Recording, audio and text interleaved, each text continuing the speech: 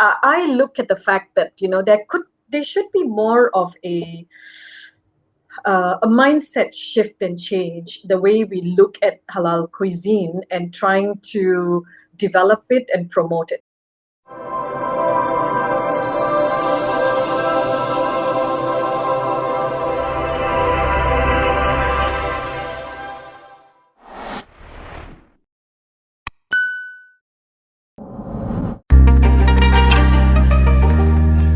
Assalamualaikum, Nisha. Thank you for joining our program today. Pleasure to have you.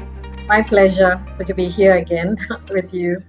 And since I know you're passionate about gastronomy, tourism, and all that, that's right. Wanted to get your views on how you have seen the Singapore market evolve, and also how would you see it going forward? What are the challenges that Singapore halal market faces and all that? I mean, before we get started, maybe a very brief introduction of yours. Okay.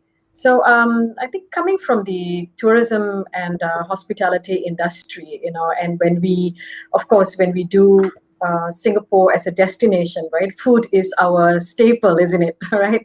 So we very much showcase our gastronomy in the itineraries as well as tourism marketing. However, I think in the recent years, my focus has very much been food and the sustainability of food and how it could also portray our culture, right? So Singapore is very much, our food is very much a reflection of our culture as well. So it has evolved to be something very important and very indispensable in the way that we project Singapore as a tourism destination. So if you look at Passion Made Possible today, again, food has become the highlight of the passion of Singaporeans as well. So yes, in the background of what I do, gastronomy has been a focus in the way we market destinations, and a lot of the other things that we speak about in tourism surrounds gastronomy as well. What do you think are the key sort of influences that has changed the Singapore food scene in terms of the taste buds and in terms of what Singaporeans are consuming? Okay. So there are a couple of things that is actually going on. When you look at the macro perspective of gastronomy and trends that is happening internationally, as well as what is happening from a micro perspective, what is happening here in Singapore, where food is a part and parcel of our life. When you look at hawker centers, is where we call our communal dining table, right? So we all go there as a community and we dine.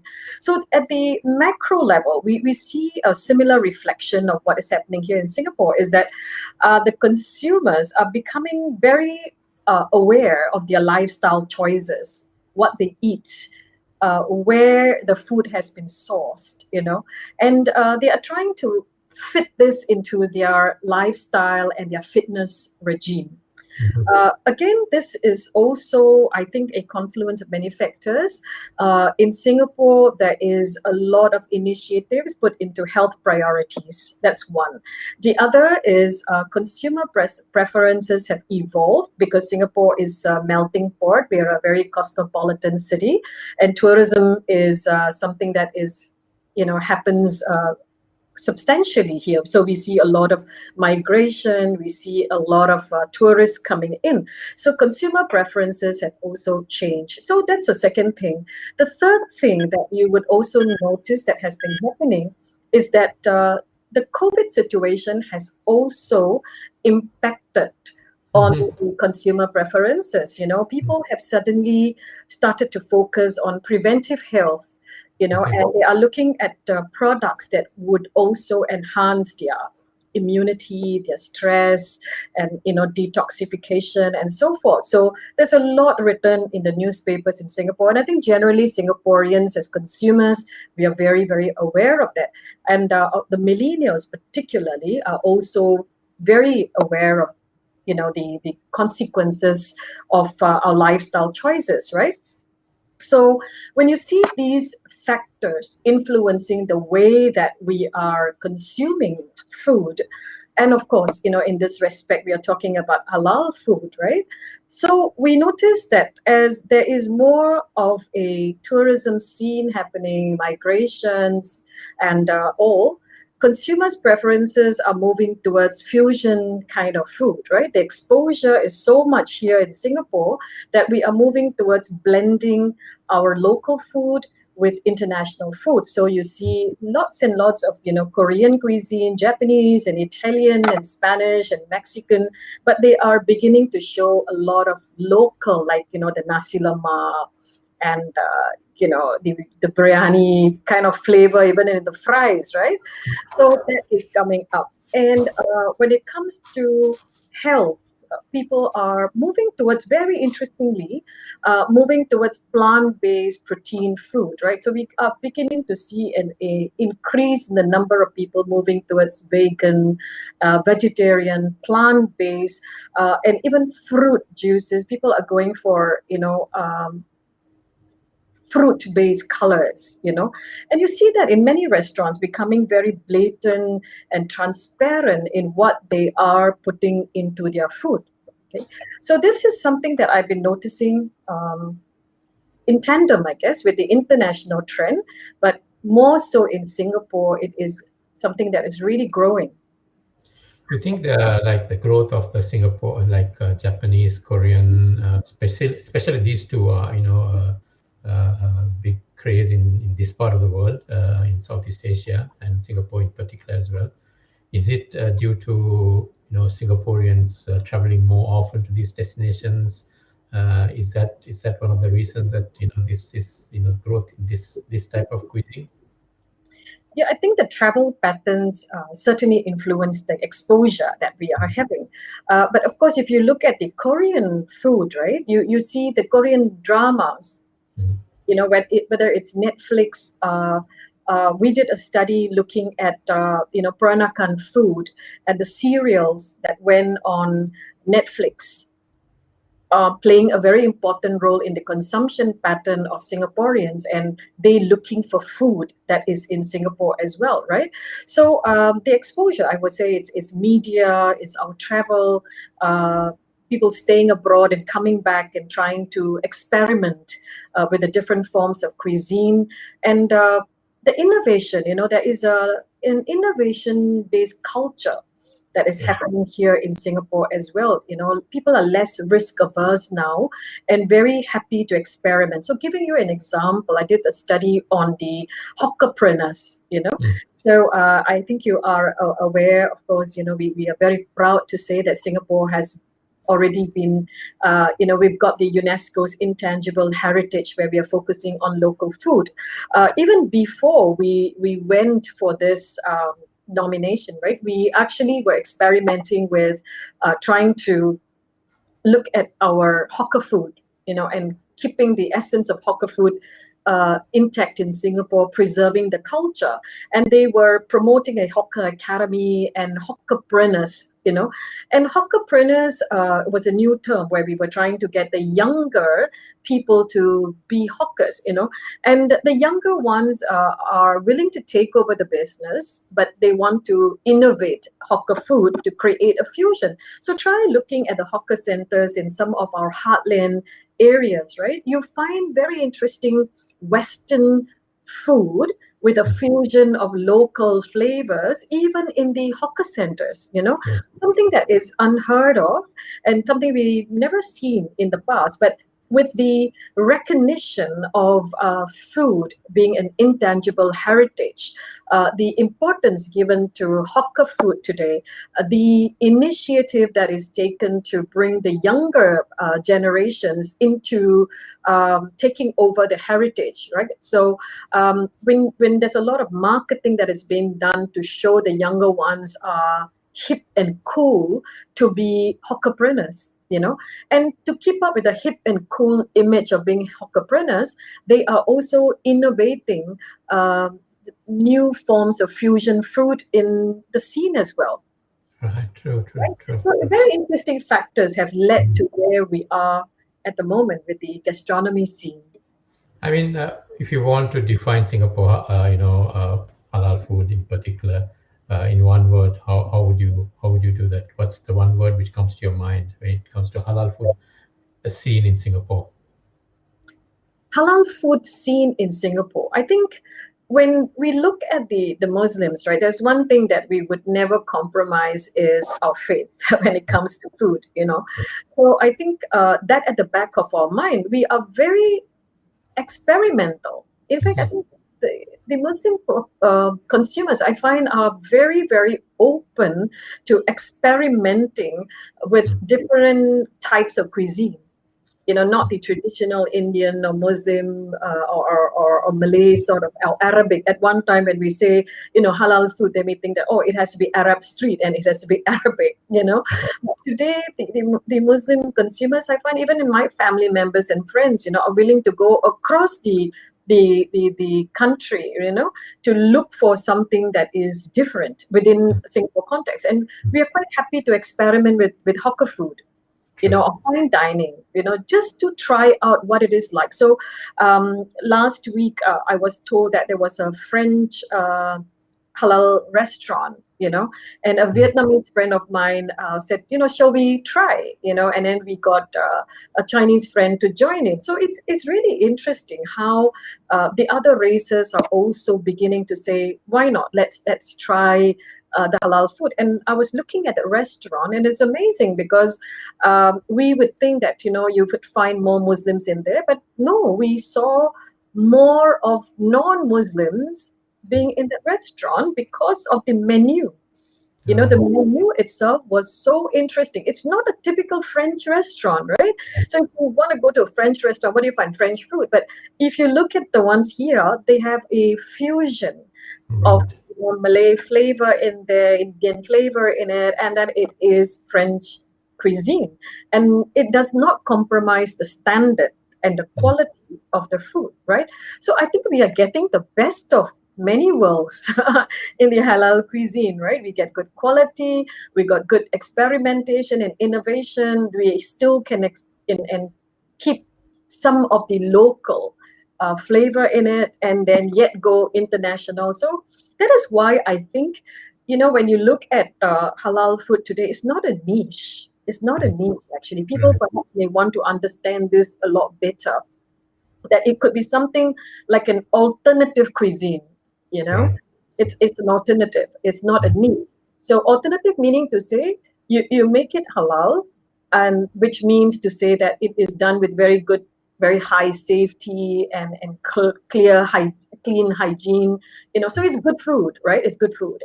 But at the same time, we are experimenting with various form of fusions in it. So if you look at that in that respect, then it is a new business paradigm altogether, right?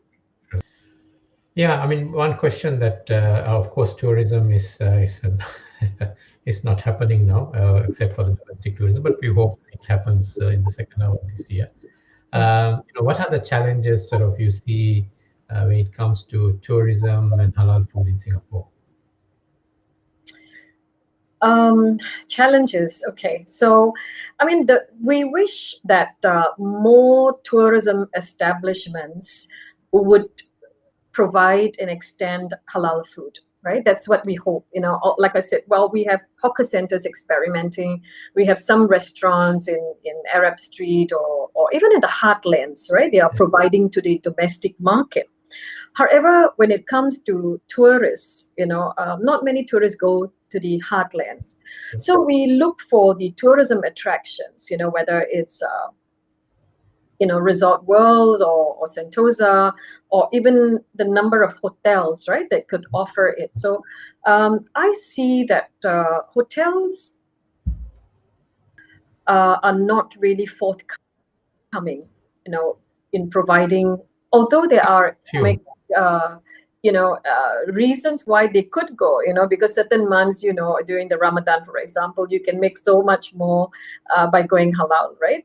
But of course, the impediments and the barriers are there that, not serving alcohol, for example, right, in a hotel would then deny you of your star ratings, right? Yeah, so although there is a certificate that MUIS offers, which for hotels, which they only certify the restaurant and only certify the kitchen, and the restaurant is not Right. can serve like a few of them in Singapore. But yeah, I understand where you come from. Yeah. Yeah, that's interesting. That's what I was coming to the next point. It's a lack of awareness, True. So they normal when I speak to my colleagues in the industry. I mean, this is one of the reasons that is cited, right? And then, well, if you have a little bit more awareness and knowledge, there are alternatives. There are ways of exploring it. So management commitment comes in here as well. Whether the management has got a strong understanding and they are willing to explore the alternatives and put in the commitment. So there are a few factors, it comes from the management side, lack of knowledge, lack of training, lack of even awareness of this market, the potential of this market. So I still see this in the tourism industry as its infancy, and a lot more could be done to open up and experiment. While in the local scene, domestically speaking, I see a lot of take-up and a lot of changes are happening, but I wish this could move into the tourism scene. Maybe there will be a shift where the next group of tourists who come, post-COVID or the recovery would actually go into the heartland areas and experiment with these kind of fusion, leaving the tourism attractions and hotels to wonder what they should do next, where heartlands are taking away the consumption. Okay, thanks, Nisha. Just one last question? How do you see? We see two markets, right? We see the domestic market growing, domestic halal food consumption growing. Definitely, as Muslim millennials are getting into the workforce, Gen Z getting into the workforce, they'll spend more, of their money in food consumption. Hopefully, when tourism gets back to normal, we'll also get our tourism back, and halal food will become once again something that tourists will look for. Given that scenario, what should currently the F&B players look at in Singapore in terms of preparing themselves for both the domestic and the international markets for the future? Prepare in terms of cuisine. Are you talking about with respect to and marketing and cuisine and promoting? You are of course a passionate advocate of themes in restaurants and things like that. How cuisine as well as promoting themselves to the new generation of Muslims in both domestic and international. Right. Okay. So for me, I look at the fact that there should be more of a mindset shift and change the way we look at halal cuisine and trying to develop it and promote it. First of all, like I mentioned earlier, we might have to relook at the fact that it is no longer should be niche. How do we look at the halal food as something, as an alternative form of cuisine? How do we then get this to look at local authenticity, local flavors, local culture, create a fusion out of this so that it is attractive to the international tourists who are coming in here, So what kind of innovation can happen along this line?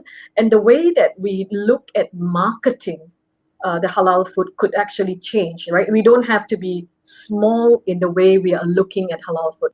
Can we think larger? Can we think bigger in the way that we position halal food in the tourism industry? So I would like to see that happening to the next level. So while SMEs and small entrepreneurs and hawkerpreneurs are experimenting at the micro level, with new kind of food and cuisine and so forth, what can tourism stakeholders, tourism players do at a larger level to look at the bigger picture, right?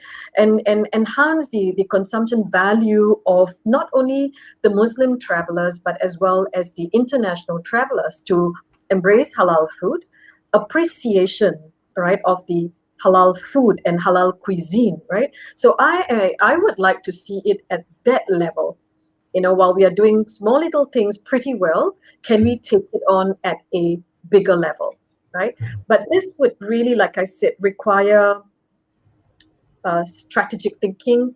It would require stakeholders to come in and say, okay, let's look at the bigger picture. Look at it as a new business paradigm. All right.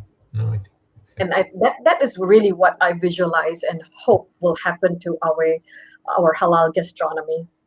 I think it's probably right time to relook at that, because as the market is growing, as more and more players are walking in, it's you're right. We need to. It's good to see if the industry will look at this new paradigm. I mean, what you're probably saying is, don't look at this halal food just as something for the Muslim community, but as a new paradigm, as a new category of cuisine, for the whole market. Yeah.